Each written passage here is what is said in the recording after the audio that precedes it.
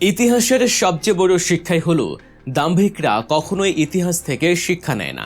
একবার ভাবুন তো, এমন এক সাম্রাজ্যের কথা যার ভয়ে গোটা পৃথিবী থর থর করে কাঁপত, যার কাছে ছিল অসীম ক্ষমতা, অফুরন্ত সম্পদ আর অজেয় সেনাবাহিনী। কিন্তু সেই মহাশক্তিশালী সাম্রাজ্যের পতন ঘটেছিল কোনো পারমাণবিক বোমায় নয়, কোনো বিশাল সামরিক হামলায় নয়, বরং ছোট্ট, তুচ্ছ এবং বিরক্তিকর একটি মশার হাতে। হ্যাঁ, শুনতে অবিশ্বাস্য মনে হলেও এটাই ইতিহাসের সবচেয়ে বড় সত্যি। আর আজ হাজার হাজার বছর পর ঠিক একই ইতিহাসের পুনরাবৃত্তি ঘটতে চলেছে আমাদের চোখের সামনে। তবে এবার আর মশা নয়, এবারে দৃশ্যপটে হাজির হয়েছে এমন এক প্রাণী যাকে পারমাণবিক বোমা দিয়েও মারা যায় না। তেলাপোকা। কি অবাক হচ্ছেন? ভাবছেন রাজনীতির ময়দানে তেলাপোকা কোত্থেকে এলো? তাহলে আজকের এই ভিডিওটি একদম শেষ পর্যন্ত দেখুন, কারণ আজকের গল্প আপনাকে এমন এক রোমাঞ্চকর বাস্তবতার মুখোমুখি করবে যা কোনো হলিউড থ্রিলারের চেয়েও কম নয়। ইতিহাসের পাতা উল্টালে আমরা হাজার হাজার বছর আগের প্রাচীন ব্যাবিলন সাম্রাজ্যে পৌঁছে যাই। সেই সাম্রাজ্যের সিংহাসনে বসেছিলেন এমন এক শাসক, ক্ষমতা দম্ভে যার পা মাটিতে পড়ত না। তার নাম নমরুদ। নমরুদের সেনাবাহিনী ছিল দিগ্বিজয়, তার সম্পদ ছিল পাহাড় সম, তার তলোয়ারের ঝনঝনানিতে গোটা বিশ্ব আতঙ্কে প্রহর গুনত। নমরুদ নিজেকে শুধু পৃথিবীর রাজা বা সম্রাট ভেবেই ক্ষান্ত হননি। দম্ভের বশবর্তী হয়ে তিনি নিজেকে ঈশ্বর বা সৃষ্টিকর্তা হিসেবেও দাবি করতে শুরু করেন। তিনি এতটাই অহংকারী হয়ে উঠেছিলেন যে আকাশের দিকে তীর ছুঁড়ে তিনি আসল সৃষ্টিকর্তাকে যুদ্ধের চ্যালেঞ্জ জানিয়েছিলেন। সে যুগে পৃথিবীর কোনো রাজা, কোনো সৈন্যবাহিনী বা কোনো প্রচলিত শক্তি নমরুদের এই অজেয় সাম্রাজ্যের টিকিটিও ছুঁতে পারেনি। তিনি ছিলেন আক্ষরিক অর্থেই আনটাচেবল বা ধরাছোঁয়ার সম্পূর্ণ বাইরে। কিন্তু ইতিহাস সাক্ষী, যখন কোনো শাসককে প্রচলিত কোনো শক্তি দিয়ে হটানো যায় না, যখন কোনো বিরোধী দল তার পতন ঘটাতে পারে না, এবং যখন শাসক নিজেকে অমর ভাবতে শুরু করেন, ঠিক তখনই প্রকৃতি তার নিজস্ব খেলা শুরু করে। সৃষ্টিকর্তা মানুষের দম্ভ আর অহংকারকে সবচেয়ে বেশি ঘৃণা করেন। তিনি সব সময় রহস্য ভালোবাসেন এবং মানুষকে এমনভাবে বার্তা দেন যা মানুষের কল্পনারও অতীত। নমরুদকে ধ্বংস করার জন্য সৃষ্টিকর্তা আকাশ থেকে কোনো বিশাল ড্রাগন পাঠাননি, কোনো প্রলয়ঙ্কারী উল্কাপিণ্ড ফেলেননি, কিংবা মাটি ফুঁড়ে কোনো ভয়ঙ্কর দানবে বের করেননি। তিনি পাঠিয়েছিলেন পৃথিবীর সবচেয়ে ক্ষুদ্র, তুচ্ছ আর বিরক্তিকর একটি প্রাণীকে, একটি মশাকে। সেই ছোট্ট মশাটি নমরুদের বিশাল সৈন্যবাহিনীর নাকের ডগা দিয়ে উড়ে গিয়ে সোজা ঢুকে পড়েছিল সম্রাটের নাকের ভেতর, আর তাতেই শেষ। নিজেকে ঈশ্বর দাবি করা সেই দাম্ভিক শাসকের পতন হলো চরম অবমাননাকর ভাবে। মশার কামড়ের যন্ত্রণায় টিকতে না পেরে নিজের মাথায় নিজে জুতো পেটাতে পেটাতে এক করুণ ও হাস্যকর মৃত্যুর কোলে ঢলে পড়েন নমরুদ। এটি ছিল ক্ষমতার অহংকারের প্রতি প্রকৃতির এক চূড়ান্ত উপহাস। এবার চলুন হাজার বছরের সেই ব্যাবিলনের গল্প থেকে সোজা চলে আসি আজকের আধুনিক নয়া দিল্লির রায়সিনা হিলে। বর্তমান ভারতের দিকে তাকালে নমরুদের সেই ছায়ায় যেন নতুন রূপে, নতুন সাজে আমাদের চোখে ধরা পড়ে।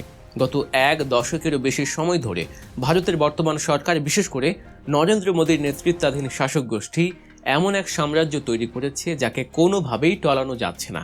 ভারতের প্রচলিত বিরোধী দলগুলো আজ প্রায় মৃত। ইডি, সিবিআই, কেনা মিডিয়া বা গদি মিডিয়া এবং টাকার পাহাড় দিয়ে মোদী সরকার এমন এক দুর্ভেদ্য দুর্গ গড়ে তুলেছে যা ভেদ করার ক্ষমতা কংগ্রেস বা অন্য কোনো রাজনৈতিক দলের নেই। শুধু দেশের ভেতরে নয়, তাদের এই ক্ষমতার দম্ভ দেশের গণ্ডি পেরিয়ে বিদেশেও ছড়িয়ে পড়েছে। বর্তমান ভারত সরকার তাদের প্রতিবেশী দেশগুলোকে, যেমন বাংলাদেশ, নেপাল বা মালদ্বীপকে স্বাধীন রাষ্ট্র হিসেবে সম্মান করার বদলে নিজেদের হাতের পুতুল হিসেবে ব্যবহার করতে চায়। তারা চায় পুরো দক্ষিণ এশিয়া তাদের ইশারায় উঠবে আর বসবে। তাদের এই একরোখা মনোভাব, আধিপত্য বিস্তারের আগ্রাসী মানসিকতা এবং আমরাই সর্বে সর্বা এই চিন্তাধারা তাদের আধুনিক যুগের নমরুদে পরিণত করেছে। তারা ধরে নিয়েছে তাদের এই দুর্দণ্ড প্রতাপশালী রামরাজত্ব হয়তো অনন্তকাল ধরে চলবে। তাদের অহংকার আজ এতটাই চরমে পৌঁছেছে যে তারা নিজেদেরকে যে কোনো জবাবদিহিতার ঊর্ধ্বে মনে করে। কিন্তু এখানেই ইতিহাসের সবচেয়ে বড় ডেঞ্জার পয়েন্ট। যখন কোনো শাসক প্রচলিত নিয়মে পরাজিত হয় না, তখন প্রকৃতি তার সবচেয়ে বড় অস্ত্রটি বের করে। সৃষ্টিকর্তা যেহেতু রহস্য পছন্দ করেন, তাই এবার আর তিনি মশা পাঠাননি। তিনি এবার সময়ের সাথে তাল মিলিয়ে এমন এক প্রজাতিকে বেছে নিয়েছেন যারা আধুনিক যুগের পারমাণবিক অস্ত্রকেও বুড়ো আঙুল দেখাতে পারে। তাদের নাম তেলাপোকা বা আরশোলা, আর ভারতের রাজনীতির ময়দানে এদের নাম দেওয়া হয়েছে ককরোচ জনতা পার্টি বা তেলাপোকা পার্টি। কেন তেলাপোকা? কারণ বিজ্ঞান বলে পৃথিবীতে যদি তৃতীয় বিশ্বযুদ্ধ বা পারমাণবিক যুদ্ধও হয় এবং সবকিছু ধ্বংস হয়ে যায়, তবুও তেলাপোকা ঠিকই বেঁচে থাকবে, কারণ তারা রেডিয়েশন সহ্য করতে পারে। আপনি জুতো দিয়ে পিষে মারার চেষ্টা করলেও দেখবেন কোনো না কোনো ফাটল দিয়ে তারা ঠিকই বেরিয়ে আসছে। ভারতের এই জেনজি বা তরুণ প্রজন্ম এবং বেকার যুব সমাজই হলো আধুনিক যুগের সেই অবিনাশী তেলাপোকা। রাষ্ট্রযন্ত্র এই তরুণদের উপর টিয়ার গ্যাস ছুড়েছে, রাবার বুলেট মেরেছে, ইউএপিএ এর মতো কালা কানুন দিয়ে রেডিয়েশন ছড়ানোর চেষ্টা করেছে, তাদের তুচ্ছ তাচ্ছিল্য করেছে, তাদের বেকারত্ব নিয়ে উপহাস করেছে। কিন্তু তাতে কি লাভ হয়েছে? তারা মারা যায়নি, তারা দমে যায়নি। ইন্টারনেট ব্লক করে দিলে তারা ভিপিএন দিয়ে বেরিয়ে আসে, রাস্তা বন্ধ করে দিলে তারা সাইবার স্পেসে জমায়েত হয়। নমরুদের বিশাল সৈন্যবাহিনী যেমন তলোয়ার দিয়ে মশাকে কাটতে পারেনি, ঠিক তেমনই মোদী সরকারের বিশাল পুলিশ বাহিনী, আইটি সেল বা পেগাসাসের মতো কোটি টাকার স্পাইওয়্যার দিয়েও এই ককরোচ বা তরুণদের শেষ করা যাচ্ছে না। আপনি একটি রাজনৈতিক দলকে অফিস থেকে উচ্ছেদ করতে পারেন, তাদের ব্যাংক অ্যাকাউন্ট সিজ করতে পারেন, কিন্তু এই লাখো লাখো তরুণদের আপনি কিভাবে নিশ্চিহ্ন করবেন? এদের তো কোনো হেড অফিস নেই, এটা তো কোনো শীতাতপ নিয়ন্ত্রিত কক্ষে বসে মিটিং করে না, এদের কোনো ব্যাংক অ্যাকাউন্ট নেই যে ইডি গিয়ে জব্দ করবে। এরা ছড়িয়ে আছে সমাজের রন্ধ্রে রন্ধ্রে, ঠিক আরশোলাদের মতো। মশা যেমন নমরুদের নাকের ভেতর দিয়ে সরাসরি মস্তিষ্কে আঘাত করেছিল, এই জেনজি বা ককরোচ জনতা পার্টিও ঠিক তেমনই সিস্টেমের একেবারে ভেতরে ঢোকে আঘাত আনছে।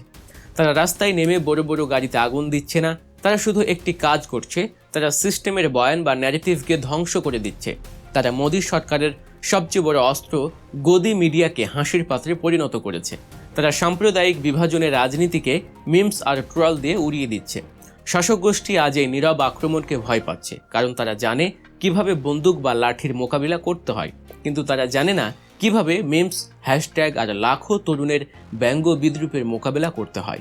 এই তরুণরা শাসকদের মনস্তত্ত্বে ঢুকে গেছে, তারা শাসকদের অহংকারের মগজে প্রতিনিয়ত কামড় বসিয়ে যাচ্ছে। আজ নয়াদিল্লির রায়সিনা হিলের বিশাল করিডরগুলোতে এক অদ্ভুত অস্বস্তি বিরাজ করছে। সাউথ ব্লকের শীতাতপ নিয়ন্ত্রিত কক্ষগুলোতে বসে থাকা শীর্ষ আমলা এবং মন্ত্রীরা হয়তো আজ রাতে ঠিকমতো ঘুমাতেও পারছেন না।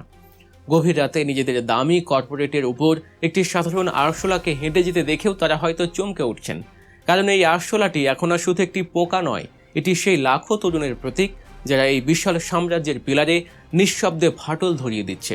ইতিহাসের এই রোমাঞ্চকর বাকবদল এবং বাস্তবতার পেছনের অজানা গল্পগুলো যদি আপনাদের ভাবিয়ে তোলে, যদি এমন আরও তথ্যবহুল এবং চোখ খুলে দেওয়া বিশ্লেষণ পেতে চান, তবে এখনই সাবস্ক্রাইব করুন আমাদের গল্প নিউজ চ্যানেলটি। নোটিফিকেশন বেলটি বাজিয়ে দিন যাতে নতুন কোনো ভিডিওর আপডেট আপনার মিস না হয়। সত্যের পথে গল্পের ছলে আমরা থাকবো সব সময় আপনার সাথে। দেখা হচ্ছে পরবর্তী ভিডিওতে। ধন্যবাদ সকলকে।